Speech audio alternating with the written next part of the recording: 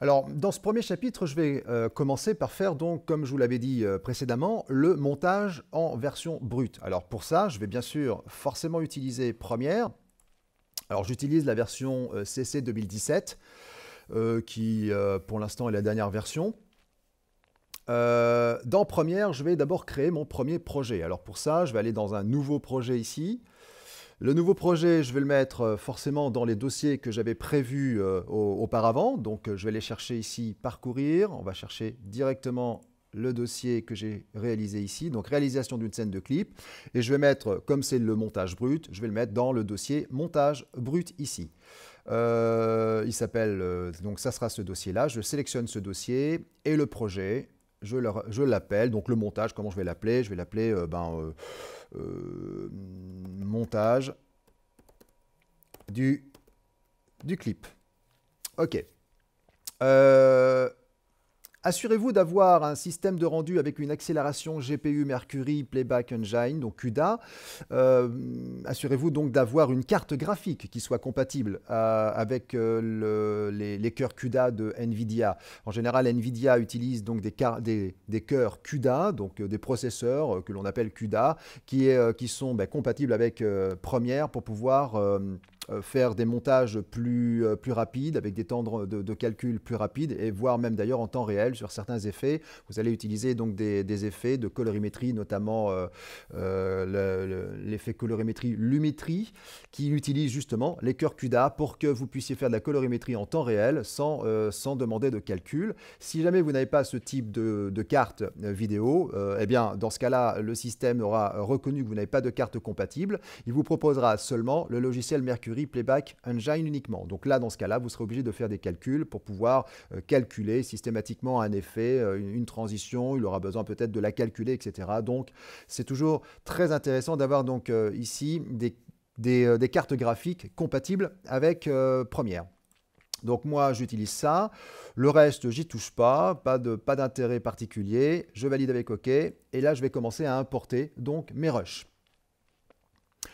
Avant d'importer les rushs, je m'aperçois ici que j'ai une configuration, la configuration donc de l'espace de travail qui m'est propre, que j'utilise souvent, mais théoriquement vous avez un espace de travail, vous, qui est plutôt, je dirais, peut-être assemblage, non, montage, ah oui, ça sera peut-être montage.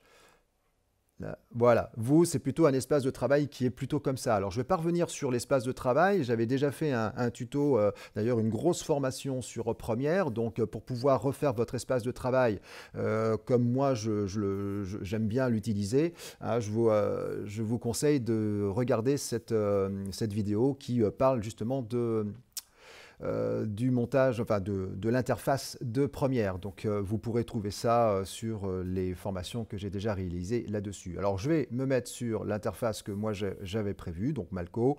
Alors c'est tout simple, hein. J'ai simplement ici les outils disponibles. Ici j'ai mon chutier et j'ai mes deux moniteurs. Le moniteur ici, le moniteur source, le moniteur programme, et évidemment ici mon montage. Donc la première chose que je vais faire, je vais bien sûr importer mes vidéos. Donc pour importer, j'importe mes plans en double-cliquant sur la fenêtre projet. Je vais importer donc les rushs originaux. Ici, je prends tous les rushs.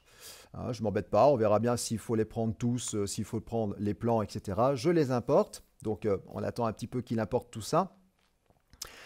Alors, je ne vais pas renommer les rushs. Je pourrais les renommer, mais je ne vais pas les renommer parce que, bon, déjà, j'en ai pas beaucoup, donc ça m'ira très bien. Mais c'est surtout que je vais conserver le nom des rushs pour pouvoir après les réutiliser dans After, pour pouvoir après les réutiliser dans Cinema 4D. Donc, si je commence à renommer le plan ici, par exemple, je le renomme Rush 1 ou Rush 2, j'en sais rien, n'importe quoi. D'ailleurs, pour le voir, hein, vous double-cliquez dessus, vous allez le voir directement dans la fenêtre source. Vous n'avez plus qu'à visualiser votre rush ici. Hein, voilà, donc c'est peut-être pas un rush que j'utiliserai, on verra bien. Si jamais vous le renommez ici, très bien, vous le renommez, c'est bien. Le problème, c'est que quand vous allez vouloir le rechercher dans le dossier originaux, eh bien, vous n'allez pas retrouver le même nom, parce que ce que vous renommez ici, ça appartient à Premiere. Donc, vous l'avez renommé à un tel, je ne sais quoi, eh bien, dans ce cas-là, vous risquez de perdre la relation au niveau du nom, pas forcément le lien, mais au niveau du nom, vous allez galérer pour retrouver quel est le rush que j'ai utilisé pour ça. Alors, je ne renomme pas mes rushs. Hein, c'est un choix tactique. Maintenant, je pourrais très bien vouloir renommer ce rush-là, puis le renommer aussi sur le disque dur, etc. Là, je choisis de ne pas le renommer. Comme ça, je vais conserver le nom des rushs, surtout leur numéro, pour pouvoir les réutiliser après dans Cinema 4D et dans After Effects. Ce qui m'intéresse, c'est d'abord de visualiser les plans, les rushs d'origine. Donc déjà, visualiser est-ce que tous les plans ont été avec le même format, ont été captés avec le même format et avec la même fréquence d'image. Alors je m'aperçois qu'ils sont en 23,976. Donc ça, c'est important. Il va falloir se noter ce chiffre-là quelque part dans sa petite tête parce que ça, on va le réutiliser tout le temps. Hein, parce qu'il suffit simplement de changer ce chiffre-là pour qu'on ne soit plus synchro directement dans After ou dans Cinema 4D, on sera plus du tout synchro quand on voudra faire un tracking 3D pour la réintégrer après dans le projet ici, on sera plus synchro, on aura des problèmes, on se dit mais je comprends pas pourquoi j'ai fait un montage comme ça qui marche nickel et pourquoi quand je réimporte mon fichier qui théoriquement est bien n'est plus du tout synchro. Et bien ça, c'est sûrement un problème de fréquence d'image. Donc 23 976, on va s'en rappeler. Ensuite, qu'est-ce qu'on a d'autre? J'aimerais connaître son format. Alors le format, je l'ai ici, c'est un format 1920-1080. Donc ça, c'est important aussi, puisque ça a été tourné en 1920-1080. Donc c'est du format HD tout à fait classique, avec un pixel carré. Voilà, l'audio, je m'en fiche complètement. Je vais le garder quand même en tant que témoin pour pouvoir après faire le montage. Mais l'audio à la rigueur, c'est l'audio de la caméra, ça je m'en fiche.